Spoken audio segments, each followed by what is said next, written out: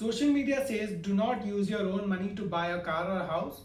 Take a loan and invest your money in equity because equity gives higher returns than your loan interest. And moreover, in equity, your returns compound, whereas the interest that you pay is on reducing balance. So mathematically, you make more money. That sounds smart, right? Now let's actually see what they are saying with correct numbers. Let's say you want to buy a car worth 10 lakh rupees.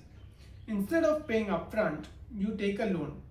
Loan amount is about 10 lakh, interest is 9%, tenure is 5 years. Your EMI comes to about 20,800 per month. Total money paid over 5 years is roughly 12.48 lakh. So your interest cost is about 2.48 lakh. Now according to this strategy, instead of paying 10 lakh upfront, you invest that 10 lakh in equity. Let's assume 7% return based on the last 5 years. After 5 years, 10 lakh grows to roughly 14 lakh. So gain is of about 4 lakh. Now their conclusion is that you made 4 lakh and you paid 2.48 lakh. So you're still ahead by about 1.5 lakh. So taking a loan was a better decision. This is what is sold to you. But this comparison is incomplete because it ignores one very important factor. If you had not taken the loan, you would not have to pay an EMI, which means you could have invested that EMI every single month in the market. So now let's do the correct comparison. If we pay 10 lakh upfront, buy the car and no loan and invest that 20,800 per month for 5 years. Taking data of the last 5 years, we get a 7% return in a simple index fund. This grows to roughly 15 lakh rupees. Now understand this properly. In both cases, you own the car. So the real comparison is what extra wealth did you create? In the option where you bought the car outright, you created about 15 lakh of corpus. Out of this, 10 lakh was originally your money. So your actual gain is about 5 lakh.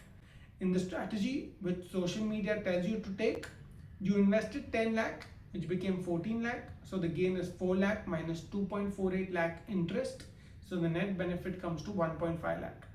So now compare the gain of around 5 lakh in buying the car outright versus around 1.5 lakh gain in the same car and the same period of time.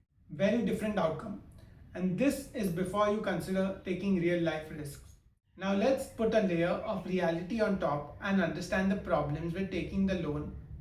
The first problem is your cost is fixed 9% every single year. But your returns are not fixed, they depend on markets.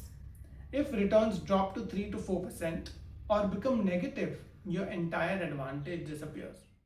Second problem, what if you lose your job in year 4 or 5? Your EMI doesn't stop, it continues every single month. How do you do it? How do you play it? Let's say you had money earning 6% interest in an FD. Your loan is costing 9%. So you're already losing 3% every year on that.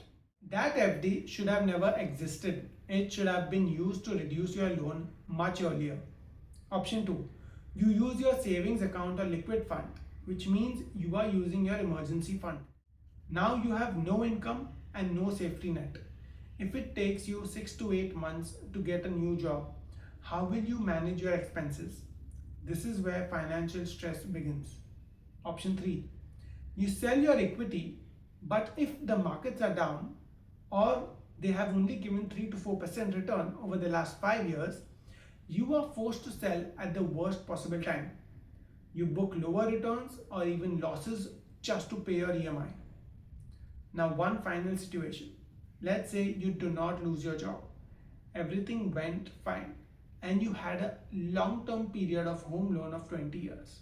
But after 5 years, your loan cost was 7.5 to 8.5% and your portfolio is giving 6 to 7%. Tell me honestly, will you stay invested or will you feel frustrated and exit?